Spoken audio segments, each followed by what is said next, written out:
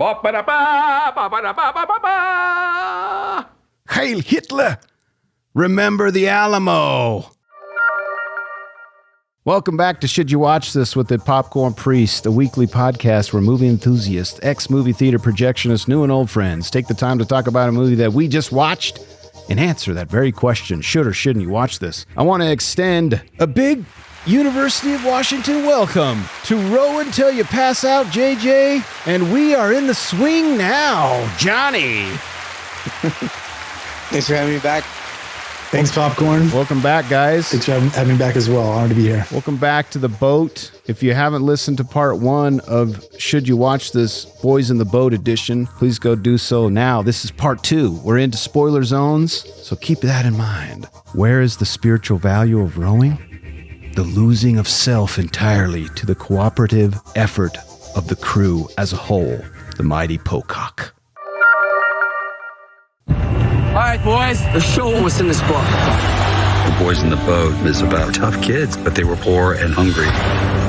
Everybody else tires, they just get stronger. The stakes were much higher for them. It gave them an edge. The actual story of what they went through was really spectacular. For all the people who didn't believe in you, I won. The Boys in the Boat, rated PG-13. See it early this Sunday. Oh, dude, I like that last little soundbite of, what's his name? I won't back down. Tom Petty. Tom Petty, yeah. That's awesome. I didn't hear that before. Because I'll stand my ground. Yeah. Well, before I go into popcorn trivia, I do have a retroactive number that I felt like was spoilery. I don't know why I felt like this, because we kind of did a lot of spoilers last week. After winning the national championships, the coaches informed that due to other U.S. Olympic funding priorities, University of Washington had 5 days to raise $5,000 to attend the 1936 Olympics in Germany, the equivalent of over $108,000 in 2024 dollars. I just thought that was a cool number, and I didn't want to put it in last week, even though Johnny kind of spoiled a bunch. Imagine that happening in the Olympics now where you're about to go and they're like, oh, we're short 100K. Yeah.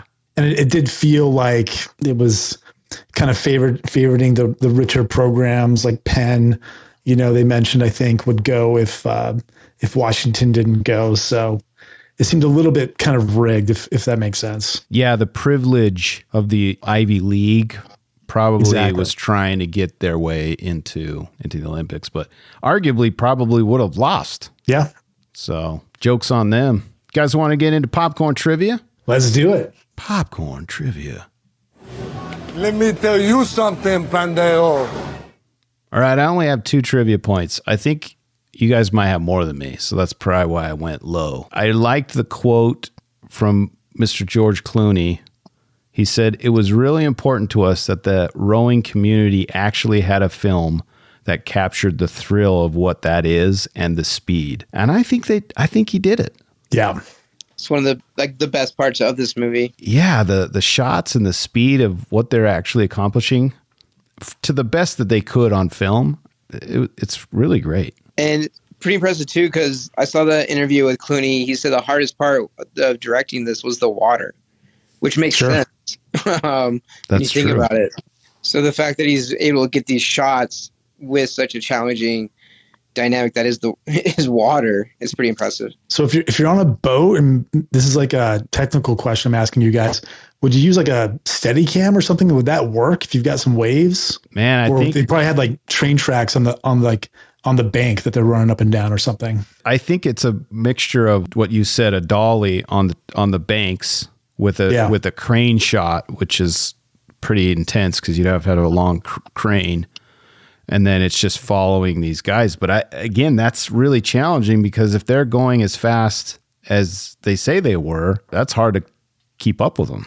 So yeah, pretty impressive. Last trivia that I have is principal photography began in March 2022 and was due to take place in Winnersh Film Studios in Berkshire, as well as in Los Angeles and Berlin. The 1936 Summer Olympics and scenes around the University of Washington boathouse were filmed on the Cleveland Lakes in the Cotswold Water Park near Swindon, UK, with additional scenes filmed at Moseley Boat Club and at Pinewood Studios. I guess I brought that up because all of us, having read the book, would have liked to have seen maybe them rowing in. I didn't detract from the movie, but it's sad to hear that they didn't row in some of the places that they could have. Mm-hmm. Probably due to the fact that they'd have to do so much CGI work, or it's just probably really problematic. But it's a trivia. That's one thing too. The book does really well is have Seattle as the character, whereas the movie doesn't really show that. But I mean, they're rowing in some hard, rough waters. Yeah. So I don't think they could easier just for them to go the calmer waters. Yeah, I agree. And another reason to read the book is that too, because I agree that Seattle was a character, and they just couldn't do it. Any other trivia points that you'd like to bring up, gentlemen or boys? I had some Olympic trivia. Ooh, okay. Yes. So the 8-man row crew, the United States have won it 12 times in their history. And this year they took third place. English took one. And most recently they won it in 2004. Okay. And in 2004, that ended a 40-year drought, like in Athens. So basically they've won it 60 years, one time in 60 years. Wow. That's crazy. We got to get the boys back in the boat. Yeah, we got to get the boys back in the boat. It sounds like we got a bunch of wusses that are in America right now. Is what it sounds like. Well, the goals have been pretty diverse. Like Great Britain won it this year. New Zealand won it 4 years ago. Germany, Canada. So it hasn't been like a dominating country, huh? Yeah, exactly. So we can get some boys in the boat and get some more gold, you know? Yeah. Give me that dynasty. This actually leads us in great segue. Well, wait, I don't want to like walk over anyone else's trivia. Please share it if you have it. That's all I had. All right.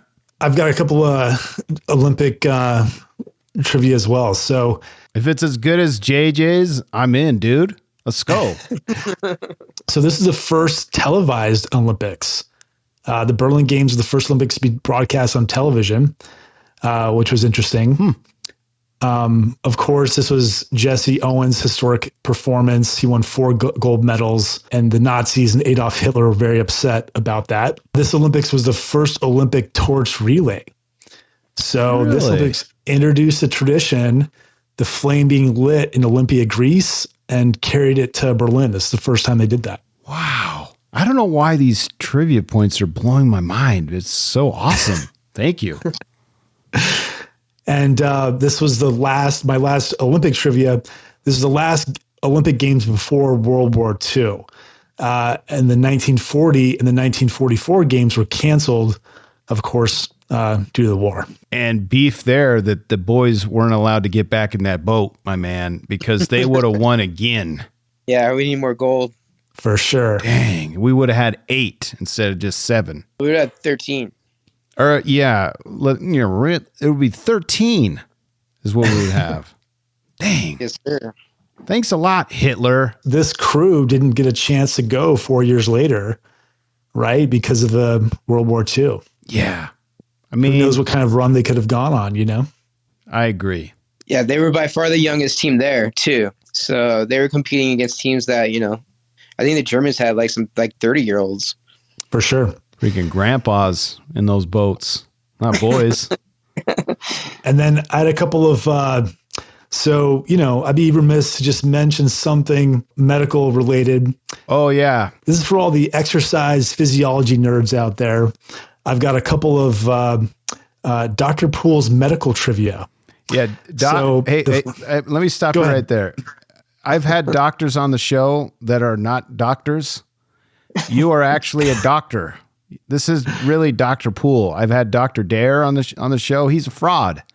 You are actually a doctor. So proceed. I just had to clarify that. Okay. Maybe he's got a PhD in daring things. Who knows? So no. He has a PhD in beards. That's it. So just a few fun medical trivia. The first one, so during a 2,000 meter race, each rower burns about 800 to 1,200 calories in a single race. That's 1,200? insane. 800 to 1,200 calories during a 2,000 meter race. I wish you would have brought that up when we were doing our book club, because now I know why Joe was so hungry all the time, dude. Yeah, I actually just found this in the movie review stuff. But yeah, exactly. In the book, Joe's always talking about how he always finishes all the food that's put in front of him, right? And it makes sense. This is kind of like, we got exposed to some of, Michael Phelps. I think he was eating like 8,000 calories a day or something like that. These guys this is intense cardiovascular workout. They're burning some major, major calories.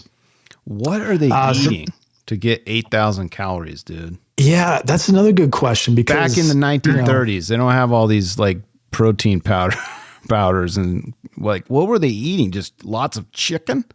Like what are we eating? Like fried chicken? That's it. Chicken and beans, and I don't know what kind of diet they had available to them. I remember the book mentioned they were giving them calcium, Oh yeah, that's right. Sure, they were eating a lot of fish living in Seattle.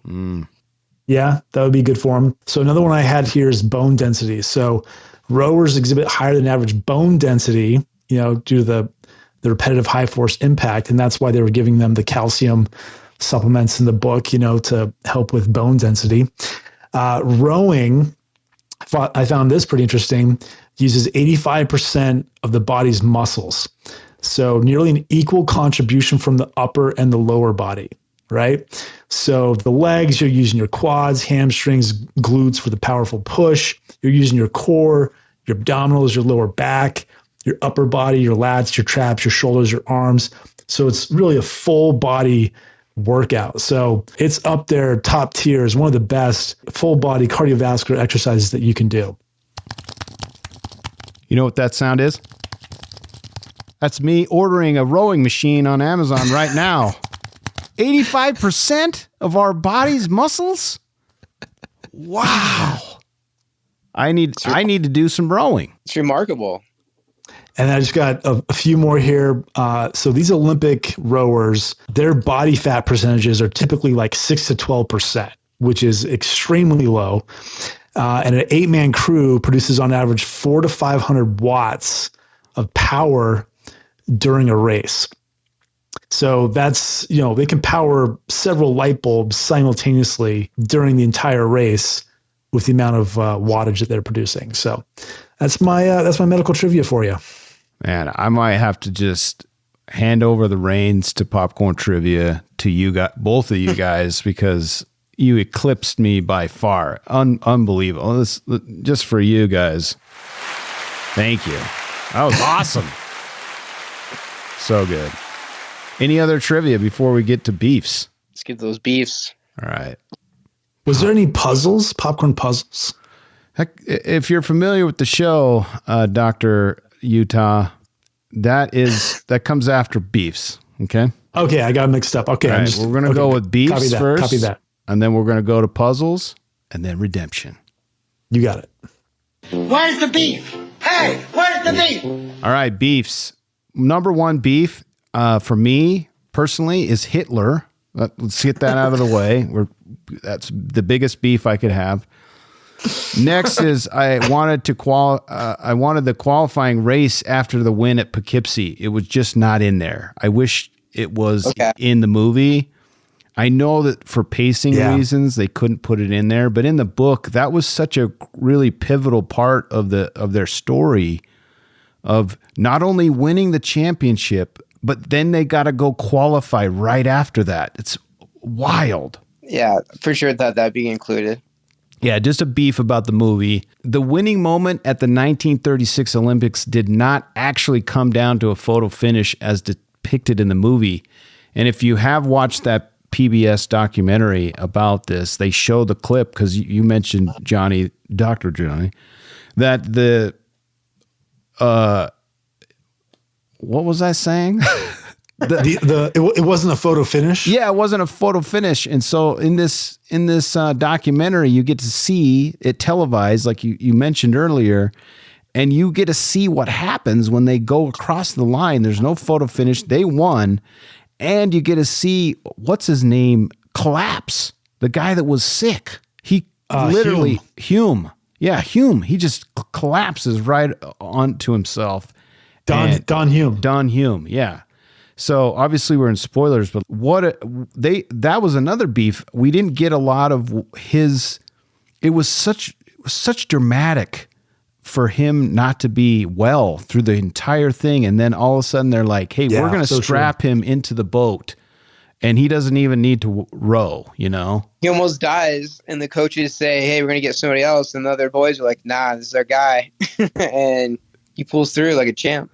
Yeah. It sounded like they didn't know exactly for sure what he had. He had a bug. It sounded like something respiratory, maybe pneumonia. Maybe he was a little bit, septic, or maybe just a bad flu. Didn't really specify. But one way or another, he was dehydrated. He had no energy. I mean, you know how it is when you're really, really sick.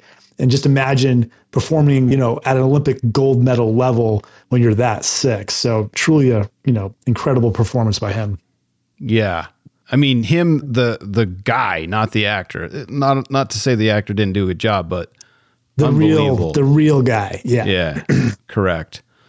Yeah. It's just, and I thought they missed an opportunity in the book. It was it seemed like out of the movies where the coach is literally telling them, they're begging, "Hey, we've got to put Hume back. We need him in the boat. We're not ourselves." And he keeps saying, "No, no, no." And then they're literally walking down the stairs to leave. And he finally says, "Go get Hume." And I was like clapping, like in real life when I was reading the book, because I was like, "Oh man, hope this is in the movie." And it kind of is. It's just not as dramatic as it was in the book. For sure. My last beef, I know audiences won't care for it, but it would have been nice to have. Hear me out, you guys. You are the only ones in the universe that would be able to tell me if I'm right, but have an 8-episode arc to give more backstory to the boys that the movie couldn't really do. Would you be in for that? An 8-episode miniseries, or even a 6 episode? Even like a 10. Yeah, maybe 10. Yeah, I'm in. It's got all the makings for an incredible miniseries, kind of like Band of Brothers. They could really go into, the backstory of each one of the guys and their journey, from University of Washington to Berlin. Absolutely. I'm all in. Love that. Any more puzzles or beefs? Excuse me. I want to hear about Johnny's 0%. Well, that was in my by the numbers, but we'll come back to it here in the beef section. My beef was how they portrayed the character Joyce Simdars, in the movie. And in the section by the numbers that we did in the previous episode, my number was 0%. And that was how much I liked the character that they created. Because in the book, Joyce she's this like supportive, loving, respectable lady. Her and Joe go through all these hard times, all the stuff in the book about Joe and his family. She was very supportive and loving to Joe as they endured all these hard times. And in the movie, the very first scene, they catch each other's eye in class, and she approaches him. She's very forward, very flirtatious, and is like, "Oh, do you remember me? You had a crush on me. You used to write me love letters." And Joe's kind of like this stoic, playing it cool.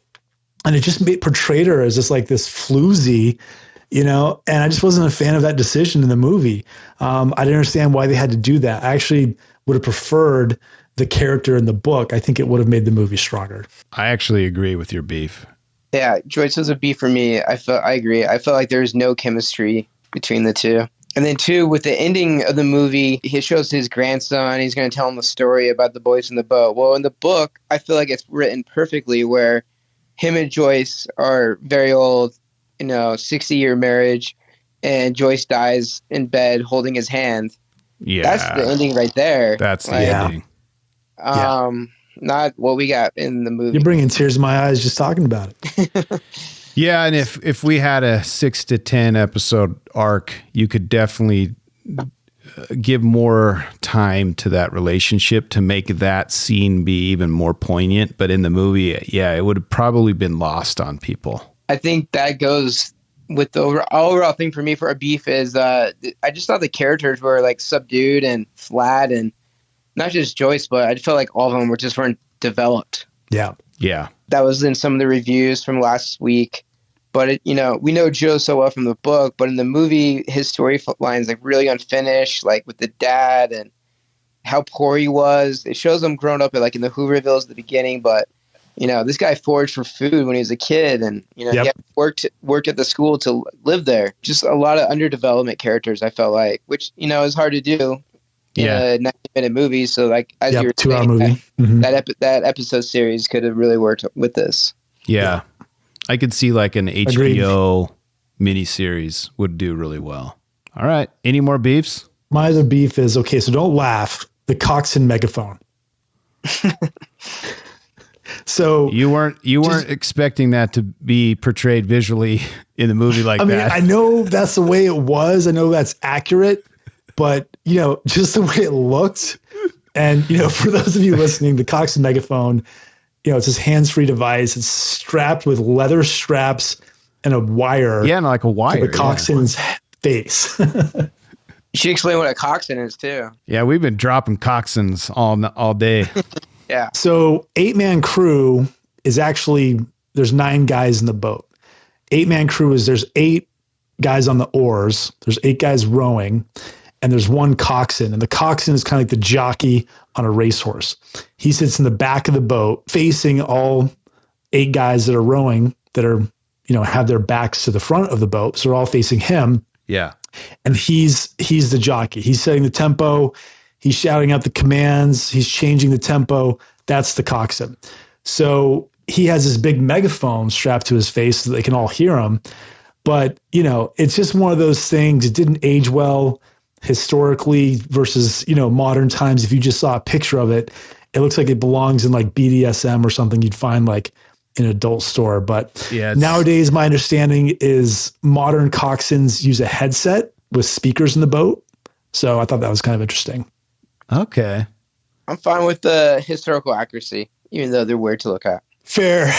I mean, maybe this is more of like a me, personal beef. Maybe it's more like a, there's not a problem with it in the movie. It's just that I've got a little bit of a dirty mind. Maybe that's should be the real beef here. We don't know. That's a puzzle. That leads us perfectly into popcorn puzzles, dude. Ooh, good segue. I love it. Popcorn puzzles. A sphincter says what? What? A sphincter says what?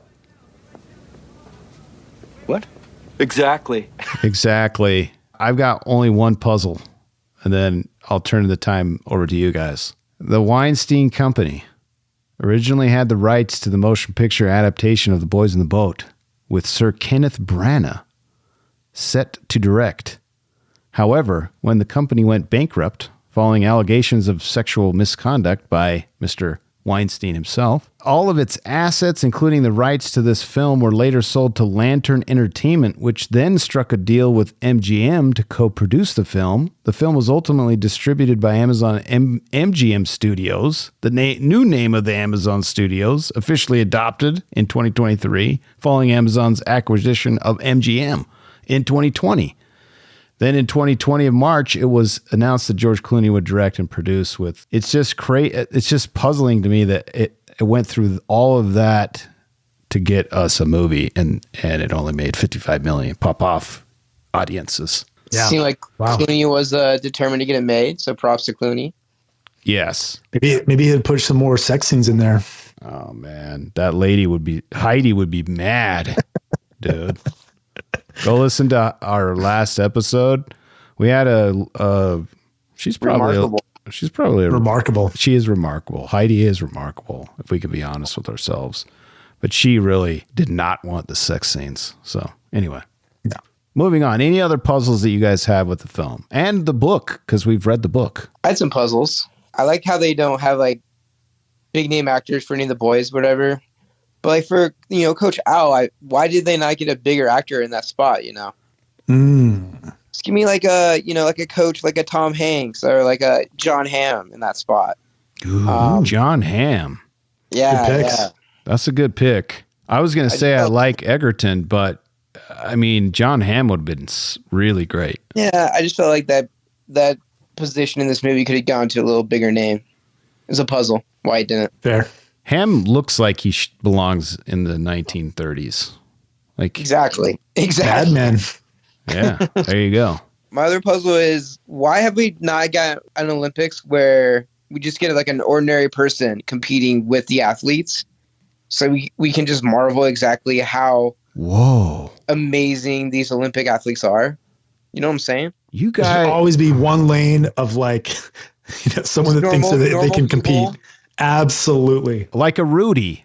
Yeah, pick them out of the crowd and like, hey, you're rowing today, and like just compare that to these guys. Man, absolutely. You guys are batting at 1,000 with your. Well, wait for this idea, because I'm going the other way. A puzzle. Why haven't we done like steroids Olympics, where we just see how far we can go? Dude, that is the next Netflix series, like that Korean 100 show. We just get roided out people and see how far we can push the human body until it explodes. Exactly. Yes. I think it's just a matter of time. I've heard rumors that they might do something like that. And you just make 2 different record books, right? Like non-steroidal, no performance enhancing drugs. Yeah. Thank you. And one where you can just use, whatever you want, and just keep 2 record books. Yeah, I'm for it. Listen, I've been a proponent of both Arnold and Stallone doing roids well into their 90s.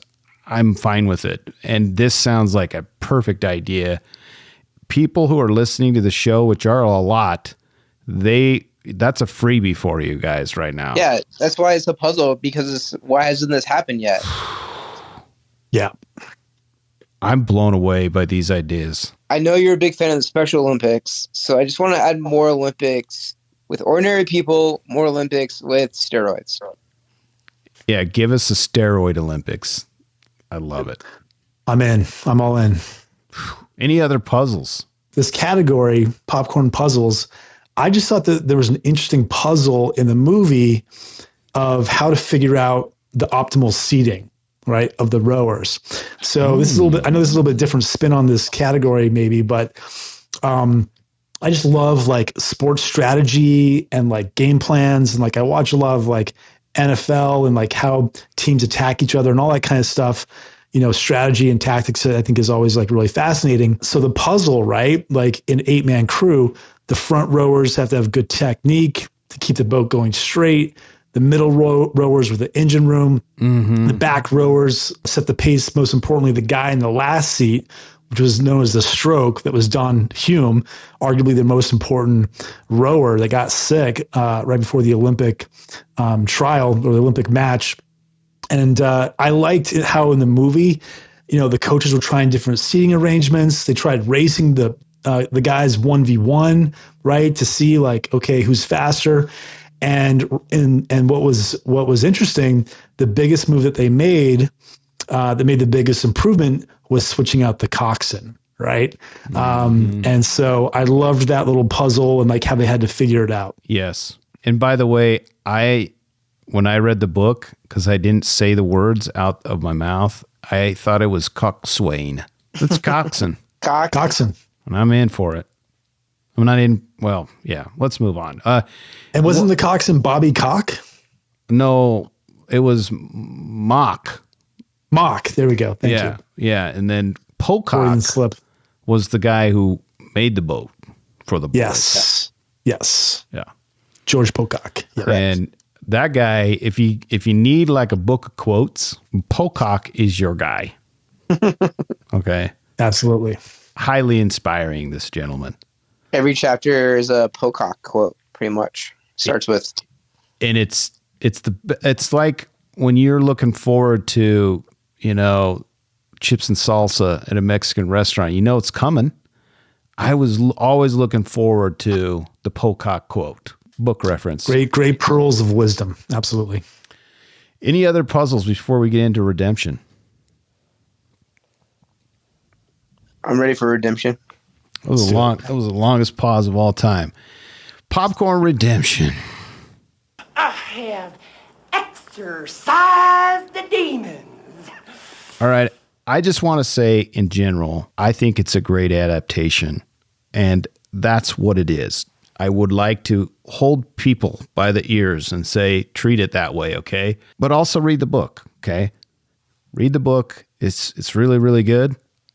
But treat this movie in the way it is. It's a really good movie, but it's not the book. And that, I would say, for any book that you read that's adapted into a movie, just kind of take that for some advice. But I think it's a great adaptation. Absolutely. What did you like about the movie? I really liked the racing scenes. I think those were my favorite parts of the movies when they came up, and how there were some cool shots. The aerial shots I thought were well done, and then just being impressed by the oars in unison, how the crew, the actors really worked really hard, hitting the water exactly at the same time. Probably my favorite part of the movie are the racing scenes. Yeah. Yeah, I agree. I mean, that was back in last episode. One of my 5 reasons to watch is, it's just visually stunning. The racing scenes are beautifully shot, and a lot of stuff in the book, maybe they don't explain like little kind of details, like how they launch off the dock and how they start the race, and to see that in the movie was really, really cool. And also, I really liked the historical context. I really felt like they were able to capture that kind of era, like really put you into that time in the movie. I thought that was really well done. Yeah, it helps that we've never lived in the 1930s, but I agree. Like it feels old fashioned. I didn't have any beefs with that. I like that. I just have one other redemption, and I wanted to save it to the end before we get up to our rating. Is there anything else you guys wanted to talk about what you liked about? I had one more thing. How about the boys in the boat? From poverty to being young to being the JV squad, right? Mm-hmm. Ousting the varsity squad, to going to all the way to Berlin, to getting, like you alluded to, Popcorn, the Germans cheated and put them in the worst lane, and they still brought home the Olympic gold. So what a story of redemption there, from where they started to where they end. So how about the boys in the boat? Boys in the boat. Redemption. Love it. JJ, any other redemption? No, Boys in the Boat. Good one to end on. I love this quote from George Clooney. He was doing an interview for Coming Soon, and he spoke about the elements of the story that were surprisingly historically accurate. He says, well, it was kind of crazy because if you were watching this film or you're reading this script and you see, oh, the Cal coach gives them the money and they didn't have the money, and oh, the kid gets so sick he lost 15 pounds before the big race, or they put them on the outside lane and then they didn't hear the gun go off, all of it happened. If you'd read the script and it was a made-up story, you'd go, oh, you can't put all this in here. It's just not realistic. So that's what was fun about it. It's also a responsibility because you have to try to make it cinematic and not feel goofy along the way. But the truth is we had really wonderful actors to carry me through that. So I think that's the real message, is it's not made up, and it seems like it is. It seems like it's contrived, but it's all true. And in fact, some of it was left out. Great point. Great point. All right. What are your ratings? And you can have your own rating scale. It's not required to use mine. Do we want to do a Mount Rushmore? I didn't prepare for that, but I would love to hear yours. I thought we were going to do a Mount Rushmore of sports movies. You did say that, as I'm recalling now. I did not put it in my notes. I could probably come up with some. Yeah. How about me and Geffo go first, and you follow it up? Okay. Deal. All right, let's do a Mount Rushmore. So, sports movies. How about that? Go ahead. Let's do it. So my Mount Rushmore, after thinking about it, I'm putting Moneyball up there. Ooh. Creed. I knew you were going to put that one up there. Okay, keep going. Creed. Ooh. Sandlot. And in the fourth spot, I'm going to go with Karate Kid. Oh, my God.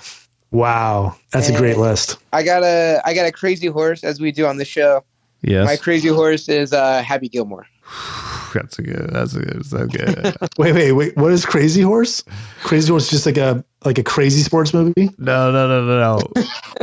Are you familiar with Mount Rushmore, the actual place? Yeah. Oh, right next to it is another yes. carving of Crazy Horse. And it's our way of adding an extra movie that we would like to talk about, but there's only 4. Yeah, but it could be a little crazy. I got you. Okay.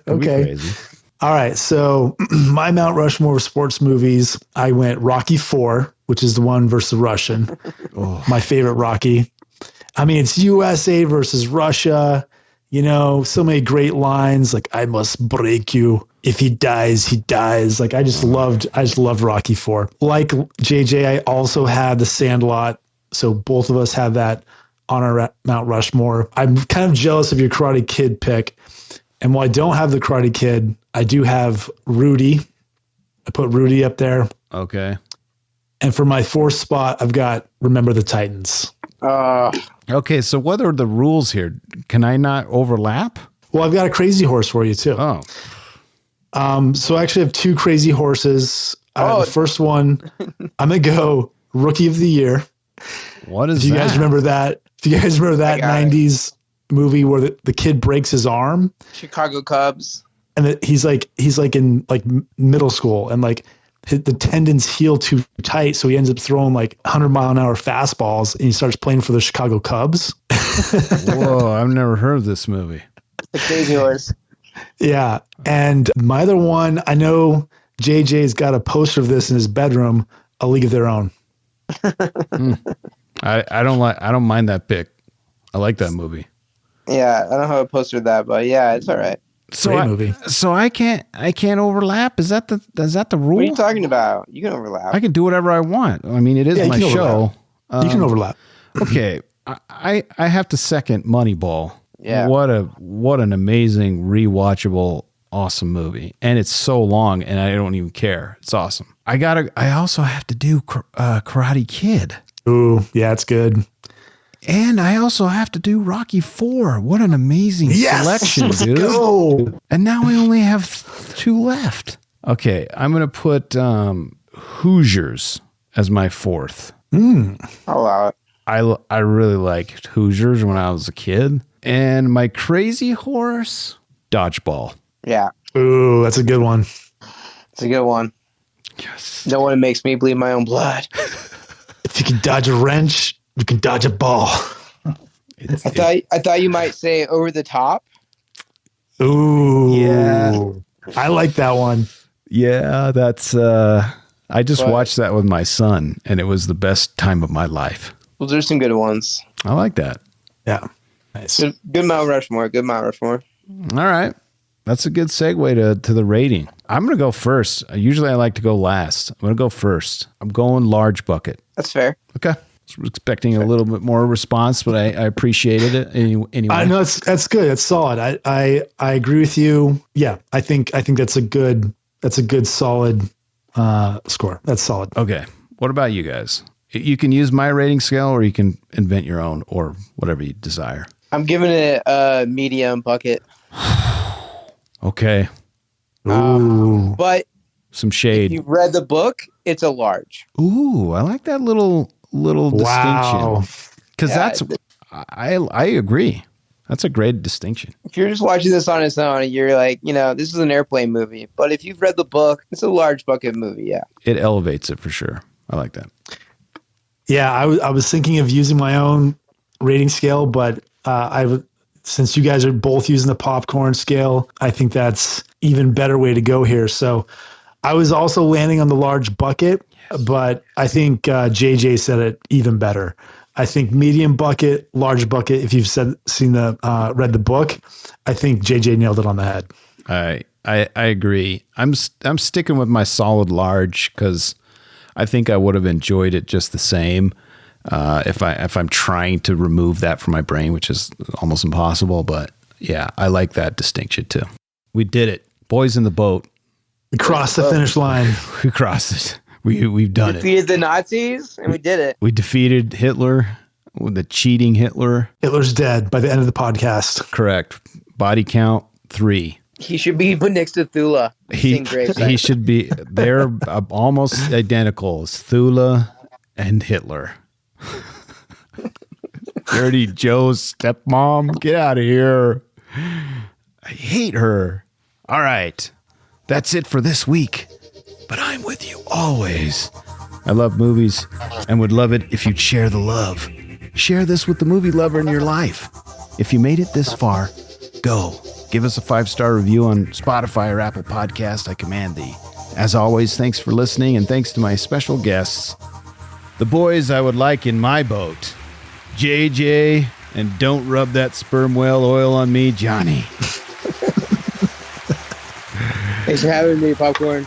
Thanks, Popcorn Priest. That was awesome. Yeah, thanks for coming on the show. You guys are my soldiers and always will be. Appreciate it. And always remember, when you watch movies, you can pop in the boat or you can pop out of the boat. You can even pop off in the boat. But always, when you are in our boat, please bring the popcorn. We'll see you guys at the movies.